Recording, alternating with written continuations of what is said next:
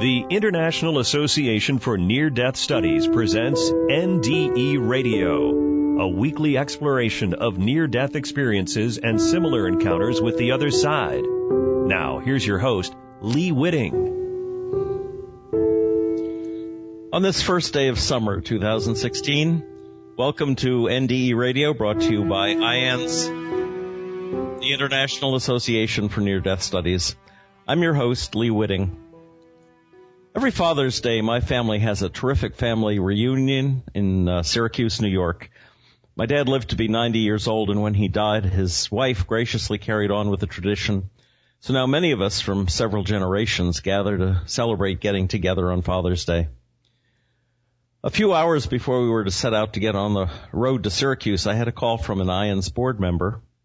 Could I write a message of sympathy to the people of Orlando concerning the tragic shooting with 50 dead and dozens more in the hospital? The awakened contrast of the two situations, my happy family reunion versus the loss of so many members and friends in that shooting, made my heart ache. And here's what I wrote. Words can't express the sorrow an event like the Orlando shooting brings to our hearts. And where the pain ends, the questions begin. Why did the shooter, a Muslim who was cruel to his wives and perhaps even gay himself, choose to kill so many gay people he had spent evenings with in that same setting? Why did he invoke ISIS as his inspiration for this violence when it might have been a reaction to his own father, who had reportedly been said to have been homophobic himself? How has religion in general played a role in such destructive behavior? And not only in Orlando, but throughout the world, so that politicians get to run on a platform built on fear, outlawing Muslim immigrants and visitors to our shores. As the president said recently, nothing we could do would play into the extremist hands more than that. Divide and conquer has been the perennial method those in power have used to manipulate peoples against peoples. Economic, political, racial, sexual, and religious extremism are the tools, and we, the people of the world, have been manipulated over and over. We are broken by poverty, war, hatred, bigotry, and anger, and then we're told who to blame for our misery. It's the blacks, the gays, the third world poor, the rich, the Muslims, the Catholics, the atheists, the Jews, the communists. The list is endless, and all it does is line the pockets of the talking heads and fuel the sale of guns. Where has sanity gone? It's sold out to the profit motive. As the publications editor for IANS, I'm looking forward to our convention meeting at Orlando's Embassy Suites, July 28th through the 31st. Appropriately, the theme this year is Paths to Healing and Wholeness. Our organization is all about what happens to us when we die and what that experience can teach us about life here. We offer little in the way of specific economic, political, racial, sexual, or religious answers, except to say the answer. The big answer is the one we've known all along, that all those fears being heavily marketed to us today could be driven away by the power of love. How do we know that? We know because of the experience of those who have seen the other side and returned to tell us. They know what they saw and often can prove it as well.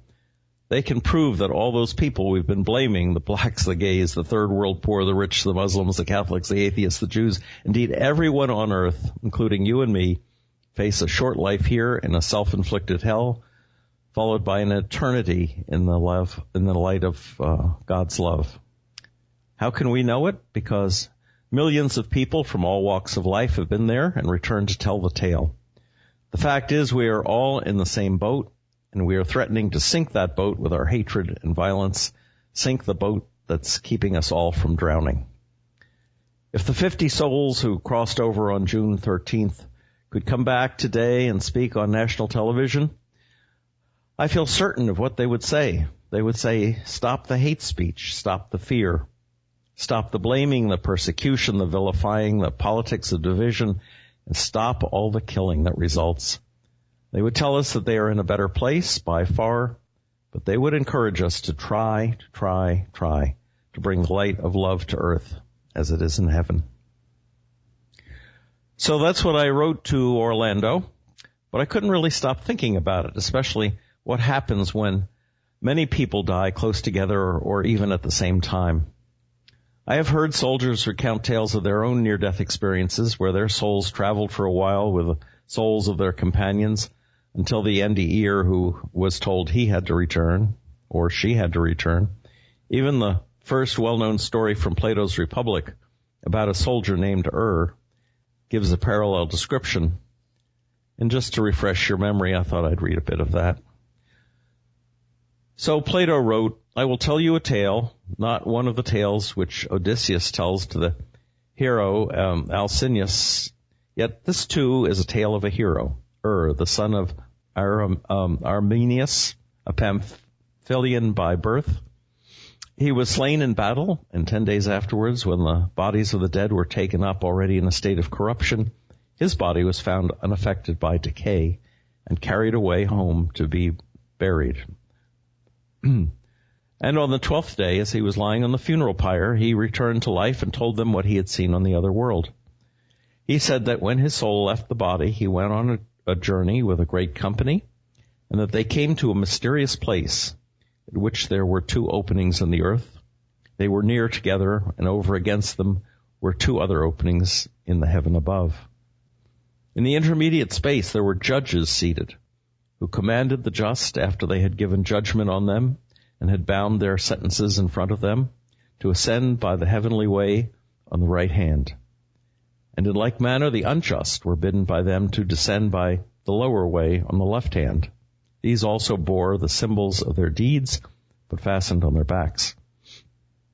He drew near, and they told him that he was to be a messenger who would carry the report of the other world to men, and they bade him hear and see all that was about to be heard and seen at that place. Then he beheld and saw on one side the souls departing at either opening of heaven and earth, when sentences had been given to them, and at the other 2 other openings, other souls, some ascending out of the earth dusty and worn with travel, some descending out of heaven, clean and bright. And arriving ever and anon, they seemed to have come from a long journey, and they went forth with gladness into the meadow, where they encamped as at a festival, and those who knew each other embraced and conversed, the souls which came from earth curiously inquiring about the things above, and the souls which came from heaven about the things beneath. So to summarize that quickly, and others who were killed in his battle were traveling across a field. They came to a place of judgment, which is maybe the life review that people with modern near-death experiences talk about. Or perhaps there are angels who can judge and do judge and send us to a temporary place of reward or a temporary place of punishment. That's the story from Plato. Now, when people die together, they are often aware of one another and can even communicate with one another. When Jeff Olson's family had their tragic accident on that highway north of Las Vegas, Jeff tells of how his soul and that of his wife and infant son rose from the wreck, but then his wife told him that he needed to come back to care for the child who remained alive in the car. It's a fascinating story. You can hear it when we interviewed Jeff Olson on our April 18th, 2016 show. So my curiosity about all this has crossed my mind before, and especially when I saw the TV pictures of the plane striking the Twin Towers on 9/11. So many souls leaving their bodies together. In individual accounts of NDEs, we hear of angels and even Jesus himself greeting the deceased. But what happens when nearly 3,000 souls come knocking at the same time? So my answer to myself has usually been, well, lots of people in the world are dying all the time, so crossing over must be set up to handle the rush. And I'd put it out of my mind, at least until the next plane crash or major bus or train accident when dozens more would perish.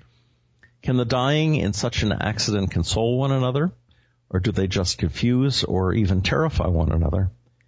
Is that the subconscious source of so many people's fear of flying? Not just a fear of dying, but dying in a plane plunging out of the sky with the terror of all the other passengers as they wait to hit the ground? Well, these events are called a Group NDE, and PMH Atwater has described Group NDEs this way. These are rare, but they do occur, she writes. With this kind, a whole group of people simultaneously seem to experience the same or similar episode. What makes these so spectacular and challenging is that all or most of the experiencers see each other actually leave their bodies as it happens, then dialogue with each other and share messages and observations while still experiencing the near-death state. Their separate reports afterward either match or nearly so. Reports like these emerge most often from events of a harrowing nature that involve a lot of people. Shared and group experiences imply that no matter how sure we are that near-death states mean this or that and are the result of whatever, no single idea, theory, or pat answer can explain them. Even clues from the powerful patterning that researchers like myself have identified fail to explain all aspects of the phenomenon. Reflecting on the meaning of such events, when people die more in a group, let's say, is really nothing new. When I was still a child, I remember my mother talking about a novel she really liked titled The Bridge of San Luis Rey. The story by Thornton Wilder was about a monk who became fascinated with the collapse of an ancient Incan rope bridge and wanted to figure out why the 5 people who plunged to their deaths below happened to be the ones on the bridge when it went down. This rope bridge was ancient, and no doubt tens of thousands of travelers had crossed it safely until then. So why was it at that moment that the bridge collapsed, and why was it that those 5 people in particular were on it? So here's a part of the story summary as presented in Wikipedia. The first few pages of the first chapter of The Bridge of San Luis Rey explain the book's basic premise. The story centers on a fictional event that happened in Peru on the road between Lima and Cusco at noon on Friday, July 20th, 1714. A bridge woven by the Incas a century earlier collapsed at that particular moment while 5 people were crossing it. The collapse was witnessed by Brother Juniper, a Franciscan monk who was on his way to cross it, and wanting to show the world God's divine providence, he sets out to interview everyone he can find who knew the 5 victims. Over the course of 6 years, he compiles a huge book of all the evidence he gathers to show that the beginning and end of a person is all part of God's plan for that person. Part 1 foretells the burning of the book that occurs at the end of the novel, but it also says that one copy of Brother Juniper's book survives and is at the library of the University of San Marco, where it sits neglected.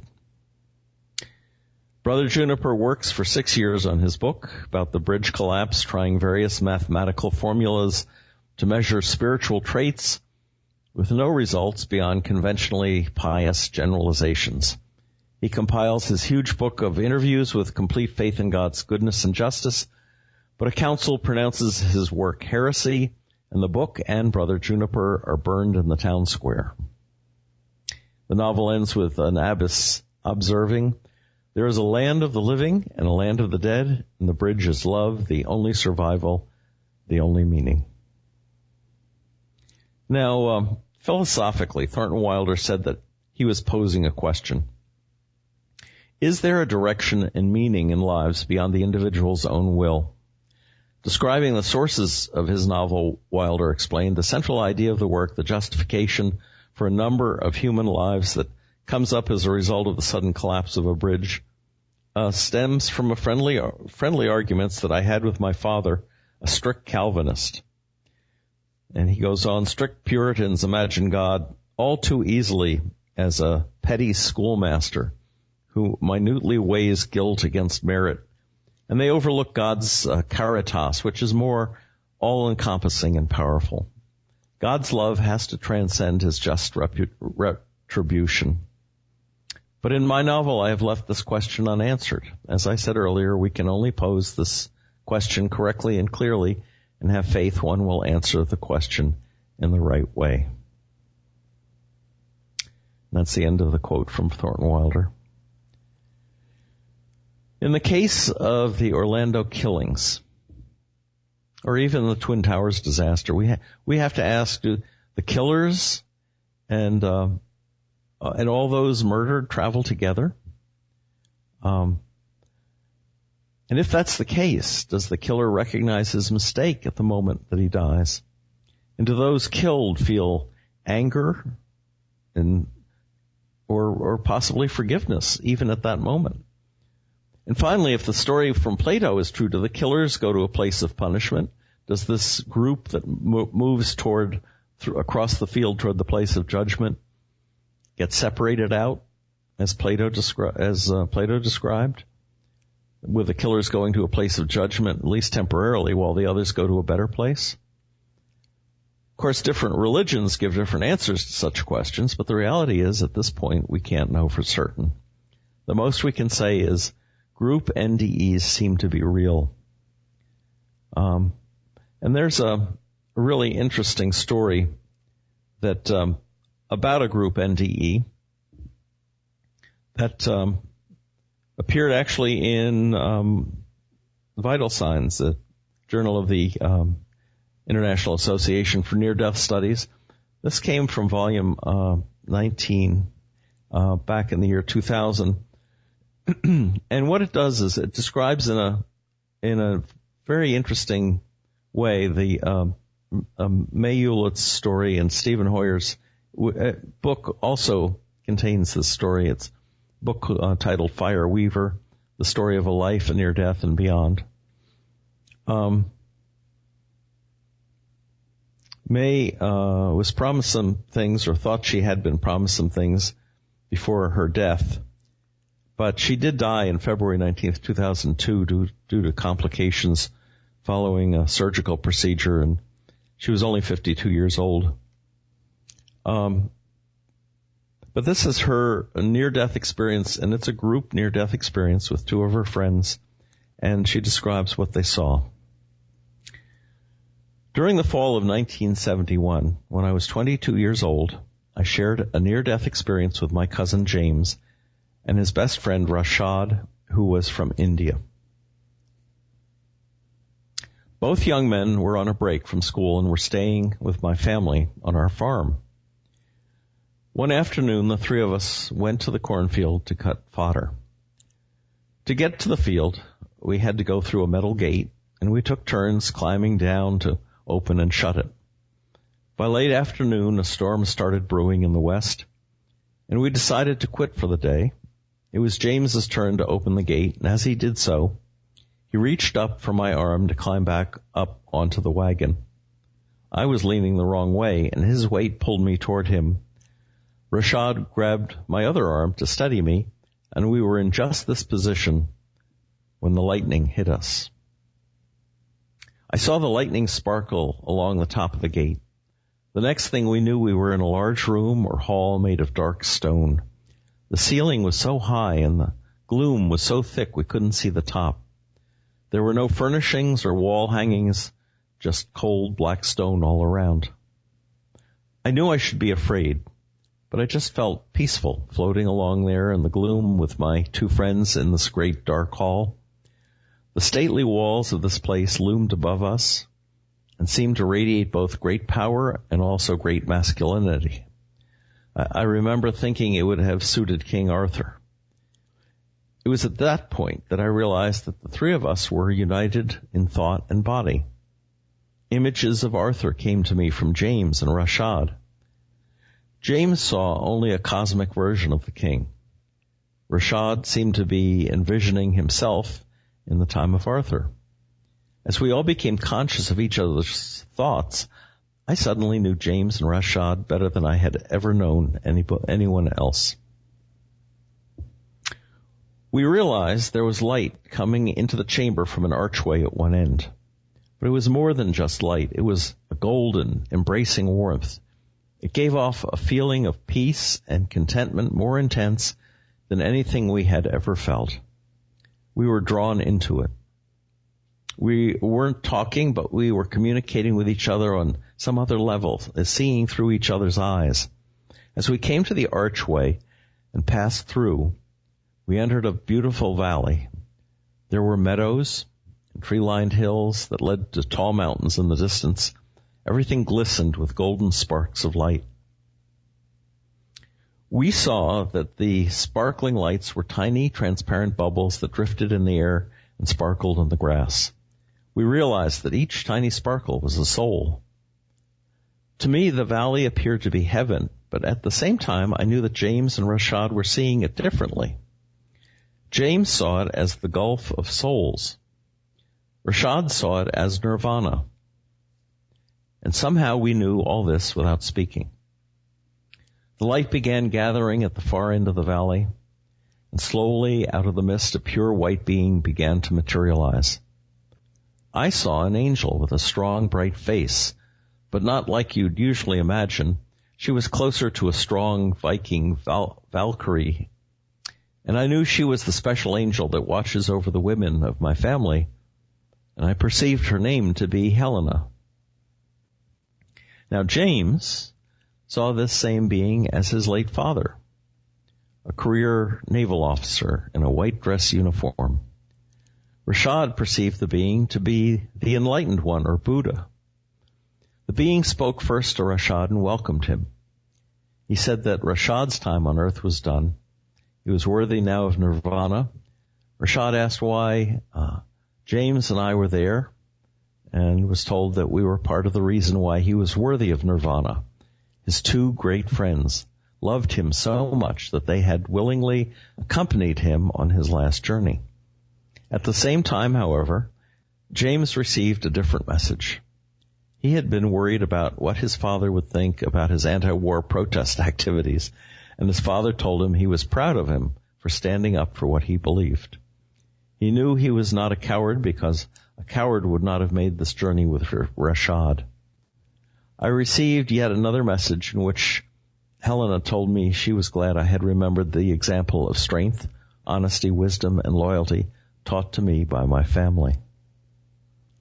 So, before I continue with this story, just to point out how differently three people who knew each other entirely were actually witnessing not only the persona of this lighted being, this enlightened one, going from an angelic Viking Valkyrie to the Buddha to James's father, and yet all of them were the same being, conceivably or theoretically at least, because they're all interconnected with one another. They know that they're looking at the same being. Okay, I'll get back to the story now. We spent what seemed like an eternity in this place as we talked to our separate yet joined entities. They said they appeared to us in this way because back in the real world we were physically joined when the lightning struck us. They said it also symbolized the joining of all religions and doctrines. They said I would live to see a new age of tolerance, that the souls and hearts of humanity would be joined as the three of us were. The guides taught us that doctrine and creed and race meant nothing. No matter what we believed, we were all children joined under one God, and that the only rule was God's true law: do unto others as you would have them do unto you. We should treat all people as if they were a part of our soul, because they were. All living things in the universe were connected to one another. They said that soon humanity would mature enough to assume a higher place in the universal scheme of things, but until then we must learn acceptance and tolerance and love for each other. They said there would come a new age when people would not be able to endure seeing others homeless and hungry, that we would realize that only by helping each other could we truly help ourselves. Eventually, we were told that it was time to go. We would not be allowed to stay longer because it was not yet time for me or for James, but only for Rashad. The enlightened one told Rashad he would have a little time before he returned to take care of his worldly affairs. James's father told him he would return to this place soon after Rashad, but the two of them had to go back for now, so that I could, meaning the one who's telling the story here, May. I said I would willingly stay here in this valley with them, but Helena told me that I had not fulfilled my destiny, that I had children yet unborn. We drifted slowly toward the archway. The pull became stronger, and we were literally thrown back into the world. We floated for a while there, hovering above our bodies. Some of my cousins had been in the next field and had seen what happened. We saw them all come running to where we lay. James and Rashad's hands were still stuck to my arms. We saw my cousins pry their fingers loose so they could turn Rashad over to help him. When our hands were pried loose, James and I re-entered our bodies. We felt as if we were on fire, but it turned out that we had only minor injuries. Rashad, it seems, being on the end, had taken most of the charge. The doctors said that the lightning had caused damage to his heart, lungs, and liver. He remained in the hospital for several weeks. During that time, tests revealed that James had a brain tumor that would eventually claim his life. As soon as Rashad could travel, James took him home to India. He offered to stay, but Rashad told him that he wished solitude for his final time. Rashad took on the life of an ascetic in the Vedic tradition. He asked his wife to stay with her family because he wanted his last days to be spent in spiritual awakenings. About a year and a half later, on a cold day in January, Rashad returned to Nirvana, and James and I knew when his soul left the world without being told. James lived about 3 years after he found out that he had the brain tumor. He gave most of his considerable inheritance to a charity that educated young people in India. I, on the other hand, have survived for another 30 years so far. This was published in 2000. With the knowledge that this experience, which I shared with my closest friends, has been a guiding force in my life. I strive every day to meet my destiny, whatever it may be, with the same quiet dignity and resolution they showed when they met theirs. They have truly been my pathfinders, and I know that the connection I shared with them so long ago is the same connection we all share. We just sometimes fail to realize it. Pretty significant and detailed, and significant because of its detail. This story of a group NDE, a shared NDE, is so powerful. The one thing that catches you a little bit is the promise that she'd been made that before her death, she would see the world begin to reform. She died February 19th, 2002, due to complications following a surgical procedure to repair one of her heart valves. And at 52, she was still pretty young. But she had been promised that she would see a change, an awakening in the world. Of course, time doesn't mean that much when you're looking at it from the other side. But it would have been wonderful for all of us here on earth if that opening of our eyes that she had envisioned happening before her death would have happened during the life of us. Anyway, this is just one of hundreds, thousands of stories that we have collected at IANDS, and if you have had a near-death experience, I would really urge you to write up the details and submit it to the IANDS office at iands.org, because it'll be archived there for further research, with or without your name being used, as you wish. And of course, we're always interested in hearing your story and having you tell your story on the air as well. So drop me an email if you've had an NDE and if you'd like to discuss it on the show. And if you'd like to listen again to this or any of our past shows, just go to our website at nderadio.org.